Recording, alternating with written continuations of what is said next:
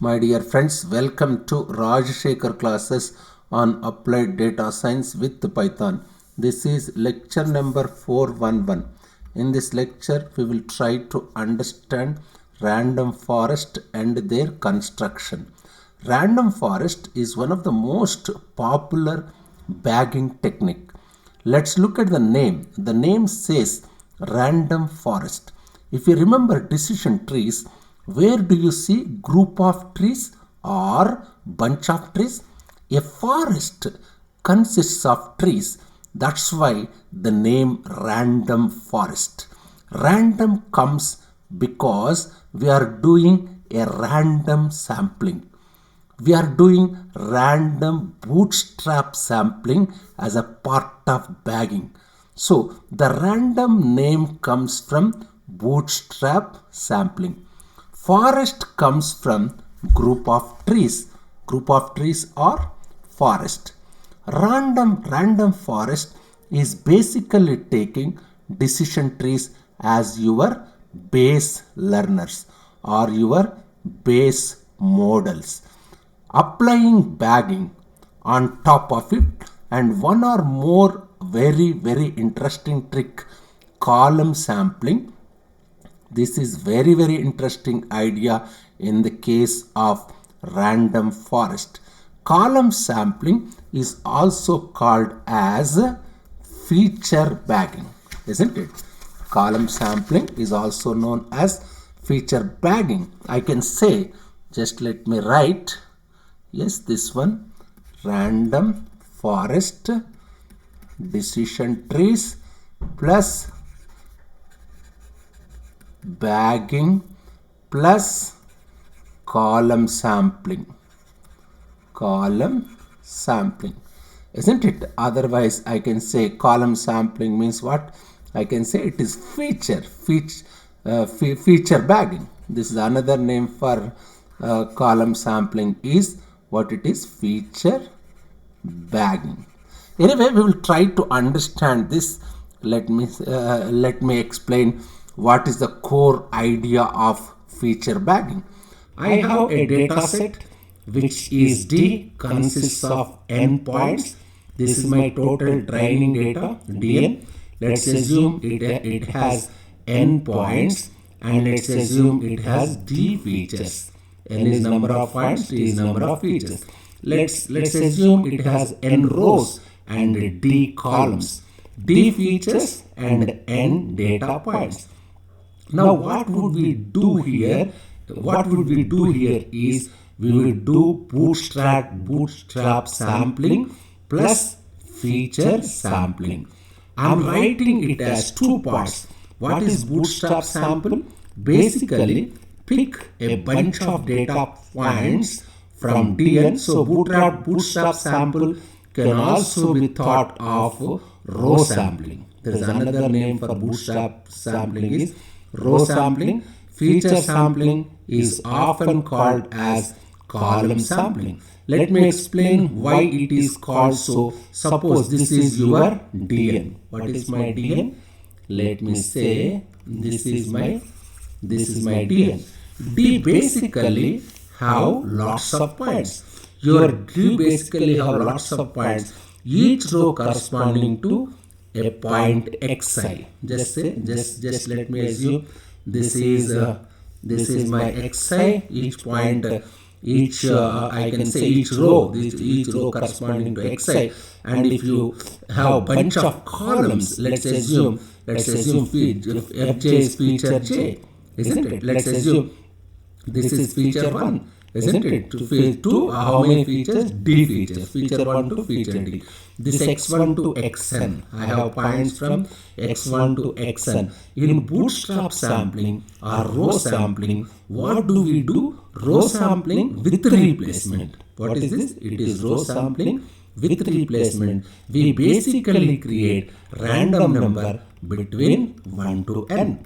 Random number between 1 to n. In bootstrap sampling or row sampling, what do we do? Row sampling with replacement. We pick a point. Just see, we pick a point here. We are picking a point, just this one. Yes, we are picking a point and we are keeping here from this particular data set. This is my original data set dn. I'm picking a row and keeping in d1, isn't it? Let's assume this is my new data set.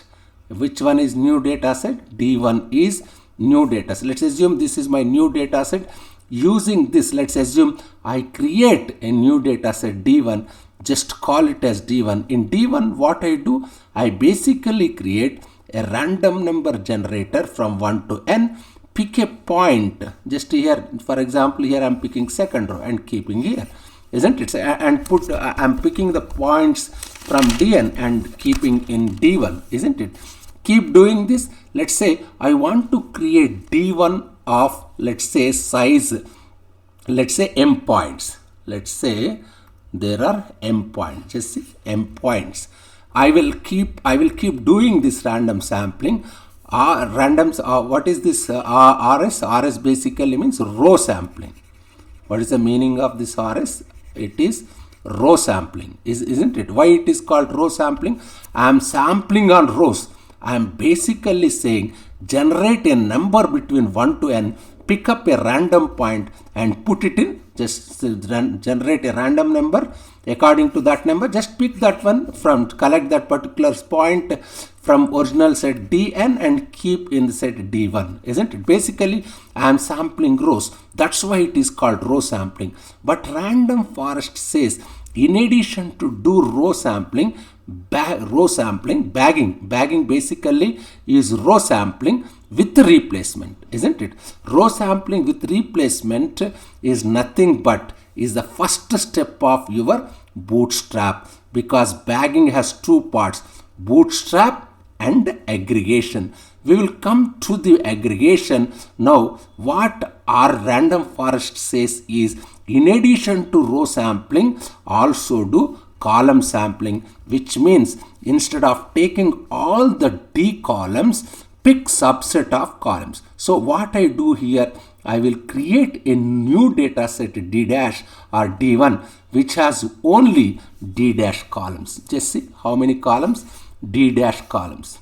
You are creating a data set D1 with the D dash columns and M rows, that's important, such that your M is less than N and your D dash is less than D. Because I am picking bunch of columns, I will put F1, F2, so on FD dash, F1, F2, so on. How many columns? I am keeping FD dash columns.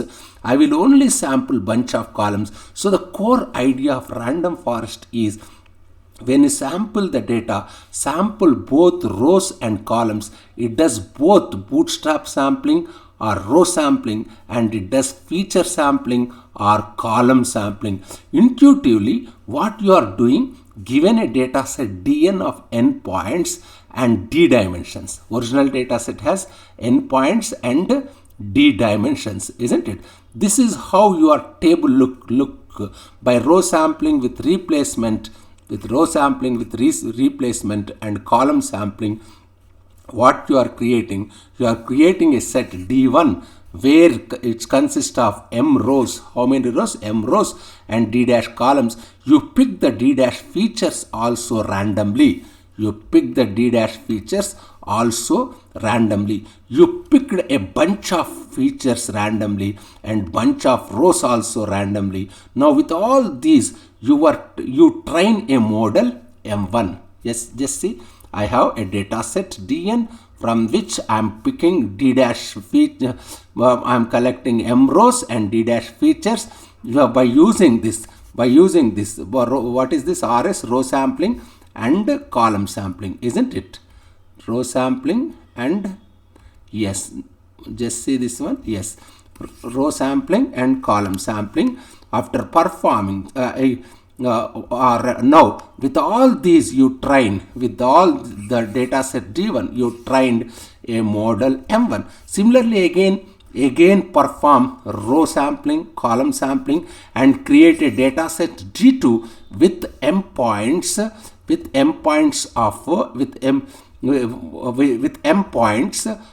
D2 are different. These m points of D2, that is important. These m points of D2 are different from m points of D1, because again this also D dash, isn't it? How many features? D dash features, isn't it? They always remember D dash is less than D and M is less than N. On this build from model M, on this you can, by using this particular data set D2, we can build model M2. So what random forest is doing is, this is very key idea. Random forest, in addition to doing row sampling, it also doing column sampling, which means the data sets D1 and D2 will not have same set of dimensions. In D1, let me say this is D1 and this is D2, will not have same set of dimensions. Probably in D1, let me say, in D1 you may have features like F1, F2, F3, F5, F7. In your D2 you may have features F1, F4, F6, F7, S8. In this D1, your features F1, F2, F3, F5, F7. On this set D2, you have features. You might have features F1, F4, F6, F7, and F8. You could have a completely different set of features in D2 as compared to D1. Because you are also doing column sampling here, now your data sets are more different now, not just in the number of data points. Your data sets are more different, just not in the number of data points, also in the features. Since your data sets are different, your models are going to be different. Now, if I remove bunch of points from DN, let me assume we remove this bunch of points.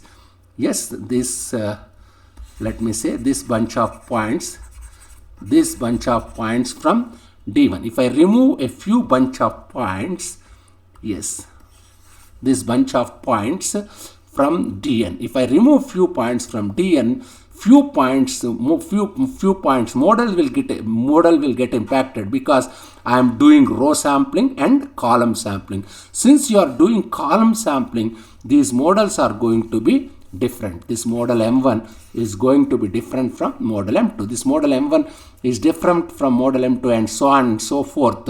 If you are doing regression, then you use mean or median. Our MIs in random forest decision trees of reasonable depth. We don't worry about depth very much here. We don't worry about depth much here. We actually grow them to full depth. What do we want?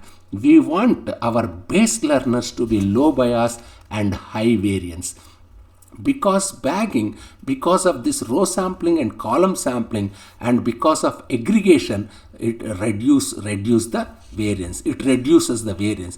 We don't mind if you have high variance model as our base model, high variance model as our base model. We don't mind if you have high variance model as our base model. So what you do is train decision trees to almost full depth as long as we have data. So it's not uncommon to see each of your base models being decision trees of depth 6, 7, 10, 20, even some cases if you have data set is large, if your data set is large, so there is no limit on depth, just grow as long as you get reasonable model, as long as you have enough points at each stage. If you don't have points, you can't grow further. Just keep growing the tree. You can overfit it. It's okay, because overfitting is nothing but high variance. At high variance, we will be corrected for because of the sampling stage,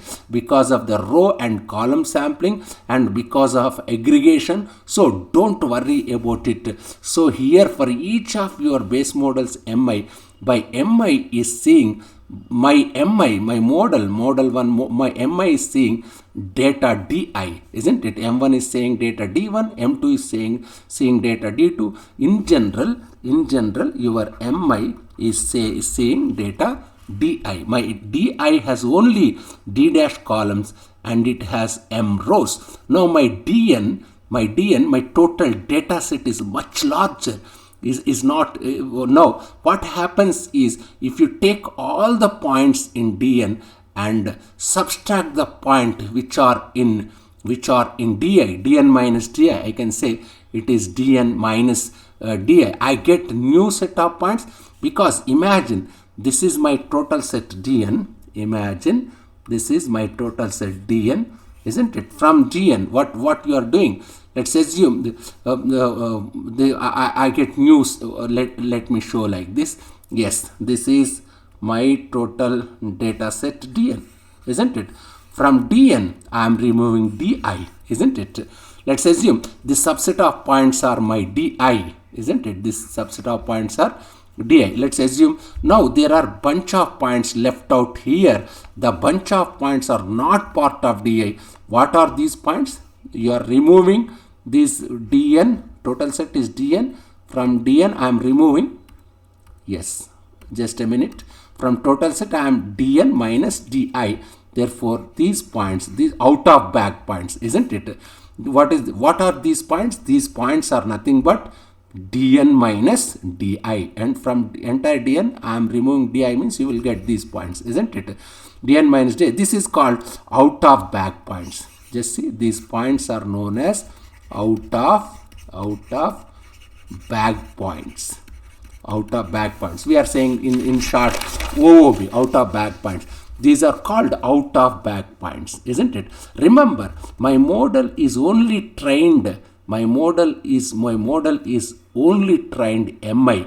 MI is trained only. My MI is trained only on DI, isn't it? So these out of bag points are also called OOB. Can be used for cross validation. What is the purpose of this OOB points? These OOB out of bag points can be used for cross validation. That's what I'm saying. Out of bag points. These out of bag points can be used for cross validation because I have total data set which is large. I am only using my DI points to train the model. These points dn minus di. This point is dn minus di. These points are out of bag points. These are not used for training my MI. These points are not used for training my MI, which means I can use out of bag points for MI as cross validation. These points can be used for cross validation. So in bagging, typically what happens is, since model MI using points in DI, so dn minus di, my model MI is using for DI, isn't it? That's what I'm saying, isn't it? Since my model MI is using points in DI, so dn minus di. So dn minus dn can be used. These are also out of bag samples or out of bag data. This can be used as cross validation data set. This is cross validation data set for your model. This is cross validation data. dn minus di is cross validation data set for model MI. Lot of libraries actually for every model MI, they also written you what is out of bag points error, isn't it? You need to ensure that these models M1, M2, so on MK are sensible. So that's what out of bag points. That's what we do for. What is the purpose of this out of bag points? For cross validation.